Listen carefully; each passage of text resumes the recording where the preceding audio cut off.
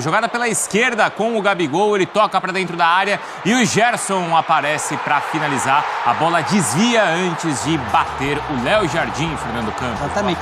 Muito boa tarde, né? Boa noite já. Boa noite, né? Boa noite. Pra você, Bruno, pro Donk, pro Djalma, pro Fã de Esporte. Uma das primeiras jogadas do Gabigol. Essa é a força do banco do Flamengo, né? Aquela arrastada que ele dá atacando ali as costas da defesa e o Gerson chegando para bater cruzado.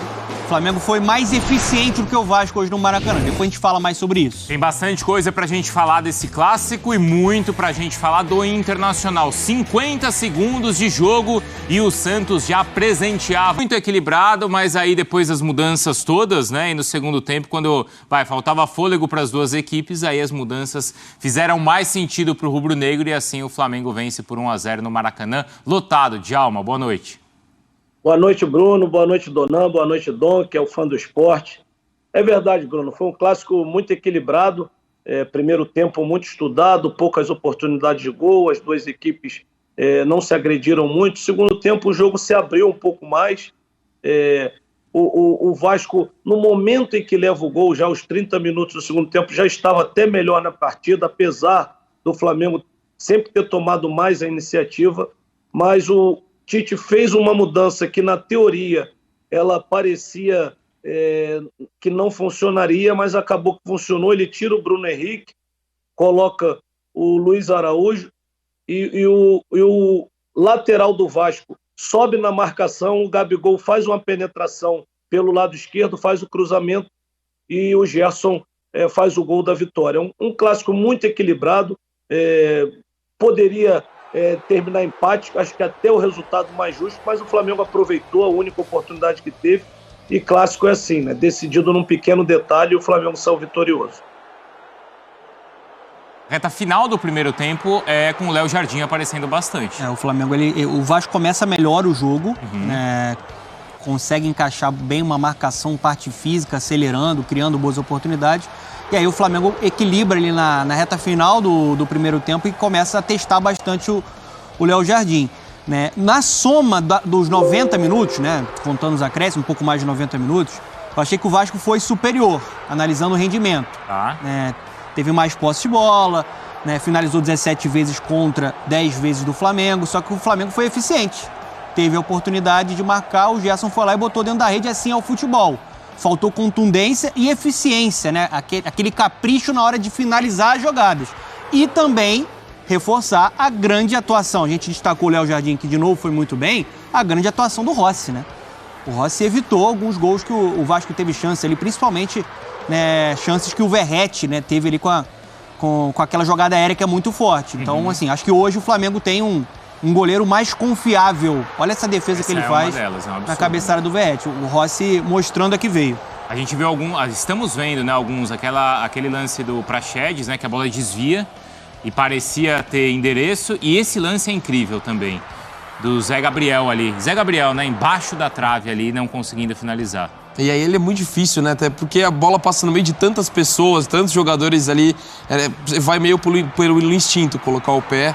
Eu também achei que o Vasco, na soma dos 90 minutos, foi um pouco superior ao Flamengo, sobretudo ali no segundo tempo, quando o Rossi trabalha mais, ainda que o Flamengo tenha terminado melhor o primeiro tempo, mas para mim o Vasco se mostrou muito competitivo, né? Apesar do outro lado ter mais individualidades, inclusive saindo do banco e podendo fazer a diferença, né? Como os companheiros já destacaram.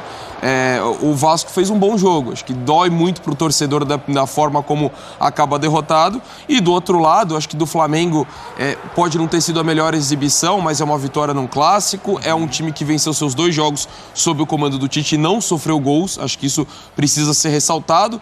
É ainda muito recorte muito pequeno para falar da influência do Tite, mas eu senti um Flamengo até mais competitivo sem a bola. Então, acho que é um time que parece estar dando uma resposta, ainda que seja muito cedo, para a gente fazer uma análise com mais propriedade em relação ao seu novo treinador. Os números, então, o Donan tinha destacado alguns, mas, Djalma, olha só como o Vasco leva vantagem em quase todos esses indicadores, né? Na posse de bola, nos passes certos, nas ações na área do rival, aí o número é bem equilibrado, mas com vantagem para o vascaíno.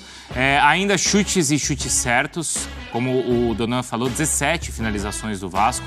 contra 10 do Flamengo. Aí no percentual, claro, de chutes certos, o Flamengo teve vantagem. E em cruzamentos, 32 cruzamentos contra 16. Então, muito buscando o Verratti.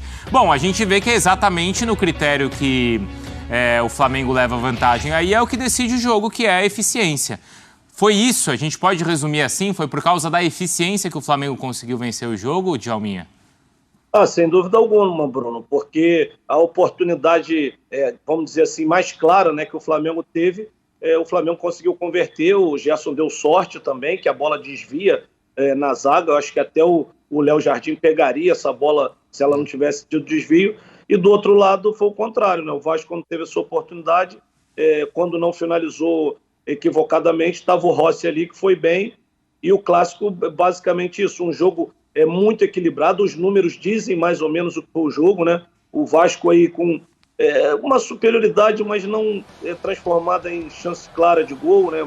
Muito à base desses cruzamentos, porque tem esse jogador que é perigosíssimo na área, que é o Veguete, mas eu acho que o Flamengo foi isso, soube aproveitar a oportunidade que teve e matou o jogo, e um jogo, como eu falei antes, esse jogo poderia sair empatado tranquilamente, que eu acho que até seria o resultado mais justo, mas o Flamengo foi merecedor porque converteu a oportunidade que teve. Dá pra falar que foi injusta a vitória? Injusto é que, assim, eu sou da teoria, assim, que injusto eu falar geralmente quando tem algum erro de arbitragem que determina, assim. O Vasco teve as oportunidades mas também dentro não foi essa superioridade toda do Vasco. Não, acho que não. Foi bem equilibrado, assim. É que, assim, não seria nenhum absurdo se fosse 1-0 pro Vasco, o jogo pela quantidade de oportunidades. Mas, assim, é como o Djalminha falou, da eficiência do time. Então, sincero, eu não consigo enxergar um placar injusto nesse 1-0, apesar de ser muito doloroso pro torcedor do Vasco, porque ele tinha elementos para ver dentro da atuação, da questão coletiva, como o time foi equilibrado, poderia ter saído com algo melhor. Assim, falar em injustiça é complicado porque o Flamengo foi eficiente, teve a qualidade do Gerson ali chegando, né, a qualidade do Gabigol para pegar esse tapa na frente, é uma característica dele, né, para atacar as costas da defesa. E teve essa oportunidade voltando dentro da rede. Assim é o futebol, assim é o jogo. O que dá para o torcedor do Vasco enxergar dentro de campo é um time organizado, um time estruturado, um time que evoluiu. Óbvio que na situação do Vasco, que está na zona do rebaixamento, o time precisa pontuar. Jogar bem vai deixar o Vasco mais próximo de vitórias, como, por exemplo, venceu o Fortaleza no meio de semana com mérito. É um rendimento que deixa o torcedor esperançoso ainda em uma permanência para a Série A. Porque em algumas oportunidades, dentro do jogo, o Vasco foi superior, criou mais, fez o Rossi trabalhar, o Rossi sendo o melhor em campo para mim hoje no Maracanã. Mas o Flamengo foi o time eficiente dentro do Maracanã, porque foi lá e botou a bola dentro da rede, né? Teve mais qualidade para isso também. Acho que também que teve um peso grande, que é a questão do elenco, né? Isso é muito evidente. Isso é muito evidente, porque no segundo tempo entra um Gabigol, lá, como é que ele faz muito bem nessa jogada, né, esse facão, né, para receber essa bola em profundidade, e o Vasco não tinha alguns jogadores importantes, o Rossi de fora, era um cara importante para essa rotação de elenco. O Marlon Gomes também, um cara que faz falta dentro desse setor de meio campo do Ramon Dias. O Cebolinha veio do banco de reservas. As três primeiras mudanças são o Gabigol, o Luiz Araújo e o Cebolinha. E tem o Everton Ribeiro também. Isso, e ainda entra o Everton Ribeiro. Você tem um peso muito grande que, quando o Tite olha para o banco, ele tem mais qualidade para rodar. E tem mais qualidade para definir jogos. Essa eficiência também tem uma relação com a qualidade do elenco do Flamengo. Então, mas vocês esperavam que o Flamengo vencesse com mais tranquilidade o jogo? Eu tinha expectativa de um Flamengo favorito, ainda mais depois da chegada do Tite. Já dá para ver um impacto, dá para ver um time mais bem distribuído, mais organizado, mais competitivo sem a bola. Acho que essa postura modificou. A gente viu um Flamengo muito passivo anteriormente. E a gente vê também algumas mexidas dele, né? De posicionamento, puxando o Gerson pro lado direito. Ele faz até o gol pelo lado esquerdo. Mas no Mineirão, né, o Flamengo não tinha começado bem, por exemplo, contra o Cruzeiro, com o Gerson ali pelo lado esquerdo. Ele puxa para a direita, o Everton Ribeiro vindo por dentro e o Flamengo começa a ganhar um pouco mais de corpo. Então, hoje, o Flamengo era favorito antes do confronto, mas eu já esperava um jogo muito equilibrado por tudo que o Vasco tem jogado.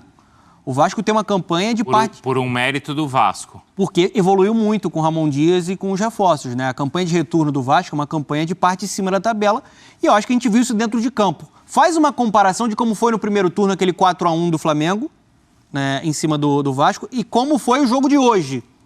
O Vasco evoluiu muito desde então. A gente está falando de alguns meses, mas é uma equipe que, mesmo com resultado negativo, mostrou hoje a organização e mostrou que tem condições, sim, de permanecer na Série A. Ô, Djalminha, jogando da maneira que jogou hoje, você acha que o Vasco ele não vai cair? Ele mostrou hoje, apesar de ter entrado na zona do rebaixamento, certo, nessa rodada, apesar disso, o torcedor ele tem uma perspectiva boa, apesar da tabela não dizer isso? Ô Bruno, garantir que se o Vasco vai